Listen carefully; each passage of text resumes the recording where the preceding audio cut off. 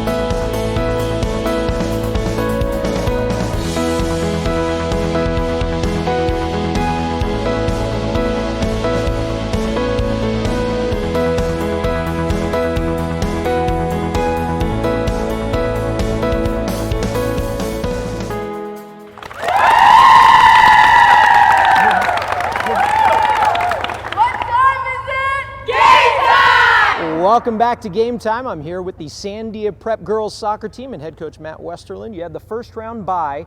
You face Santa Fe Prep in the quarterfinals on Wednesday morning. How do you match up with them?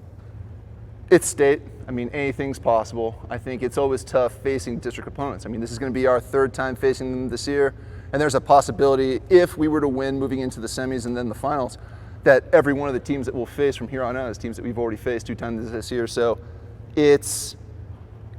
it's a result we've had. We've won both times, but again, it's November, anything can happen. So we're going into it with that kind of, mentality. You mentioned the semifinals and finals. If you keep advancing, maybe facing some teams that you faced before, who else is going to be kind of a tough out? I think if I had to pick 3 teams, I think Bosque in the semifinals is going to be a tough one. Then in the finals, St. Michael's, Socorro, both teams we played before, physical teams with speed. But I really do think that if we're a team that plays to our strengths, plays to our identity, I really think the kind of possession-based team that we are is really going to shine through in those kind of situations. We rise to those occasions. As a head coach, how do you prepare them for this week, this time? It's been building up all season. Do you have any motivational words? How do you get them excited? For me, it's one of those things that, you want to make sure that they understand, hey, it's another game, but it's something that everybody in the tradition of Sandia Prep looks to. It's every person that's been a part of this program, boys, girls, they always pay attention to the soccer tournament. It's something that, our school is built in tradition, and soccer is that tradition here. So making sure that they know that they're not only representing each other, but they're representing the school and they're representing the history of the school is something that I think really is going to bring everybody together, and it's going to lead us to rise to that kind of expectation moving into the state tournament. All right, well, good luck, ladies. Good luck on Wednesday, and hopefully you keep advancing. We'll be back with more Game Time after this. Are you living the life of an athlete? The New Mexico Activities Association brings you Life of an Athlete, a resource for students, educators, and parents to understand the challenges students face. Athletes, did you know one night of drinking will negatively affect your athletic performance for 2 weeks? Or that athletes who drink and do drugs are twice as likely to get injured? Alcohol's effects can reduce a high school athlete's potential by as much as 20 to 30%. Are you living the life of an athlete? Log on to lifeofanathlete.com to find out today. I thought I was pretty tough until I became a father. Oh, I hate those things. What do you mean you hate it? Real toughness is knowing when you need help. We've all been there. Fried nerves, no sleep. None of us do it alone. If you need help, you've got to ask for it. We need to fight for our kids' futures. It's up to all of us to make New Mexico the best place to be a kid. Connect with resources and support at pulltogether.org. New Mexico Gas Company rebate programs can help you save money and use energy more efficiently. Your furnace is essential for those colder seasons. Natural gas is the best way to heat your home. A natural gas furnace offers exceptionally even heat. It also costs less than most other heating systems. Have a high-efficiency heater or boiler installed by a participating contractor and earn up to a $375 rebate. For more information on New Mexico Gas Company rebate programs, visit nmgco.com. Hey, high school sports fans, the 2019 NMAA Fall Championship season is right around the corner. I know a lot of you really enjoy purchasing our state championship programs. Well, now we are giving everyone an opportunity to see one at no charge. You can view it online for free. This year, the NMAA will have the state championship programs online only. A hard copy will not be sold at the event. So how do you get a chance to see it? Well, the online programs will be available on the NMAA 24/7 app. The only way to view the programs is by downloading the NMAA 24/7 app. So download the app today for free. Those championship programs, the ones with team photos, rosters, matchups, state records, featured article about the legend of the sport, it can all be accessed online for free. Just download the NMAA 24/7 app. We'll see you at the state championships.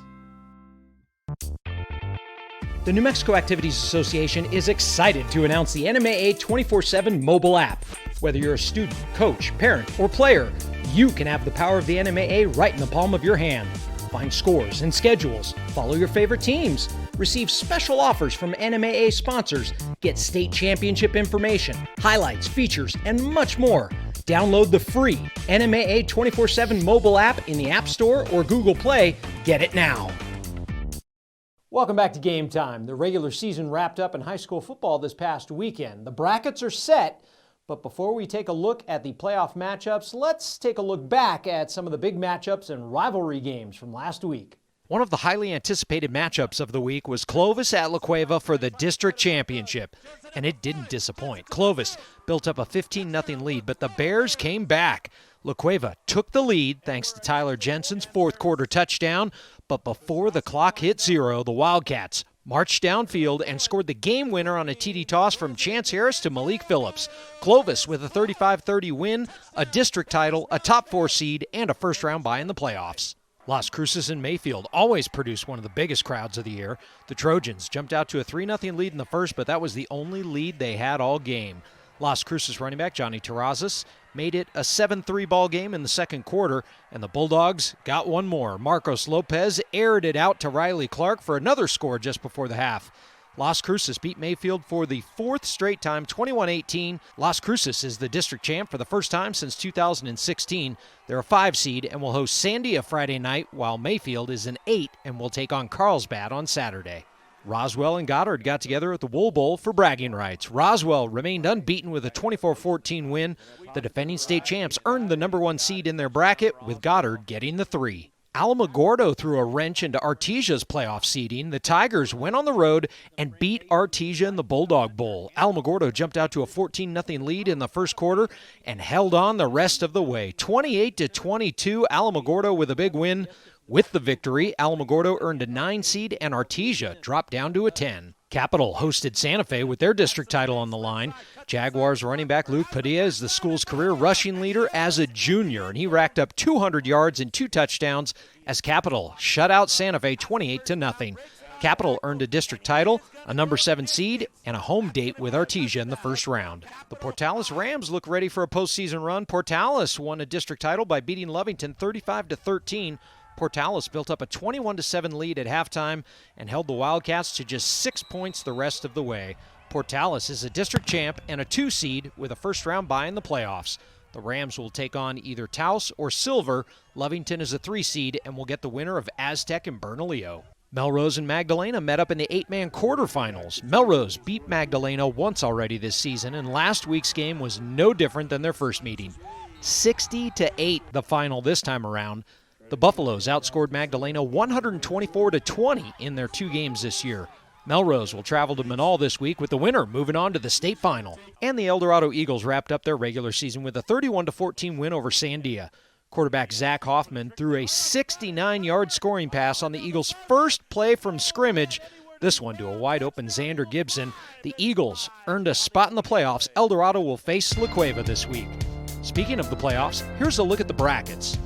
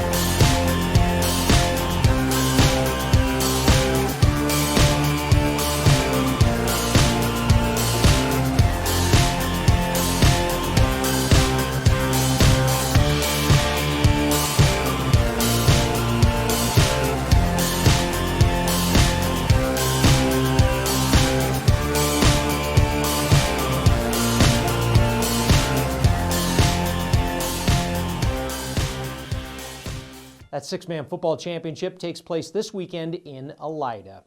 The Laguna Burger State Cross Country Championships will run on Saturday morning in Rio Rancho. Navajo Pine has a history of producing some quality distance runners, and this year is no exception. When it comes to cross country, Navajo Pine has won a state team title in 3 of the past 5 years. Our school is well known for a running program. When I first ran there, it was nothing but running. I mean, if you look back in our state titles, we have more state titles in cross country than any other sport. Individually, a runner from Navajo Pine crossed the finish line first at the state cross country championships in 3 of the past 5 seasons. This year, Galvin Curley is looking to repeat the feat he accomplished in 2018. Galvin, he's one of those top runners. He has a lot of endurance. He has a great speed. He's one to where he puts a lot of work into his training.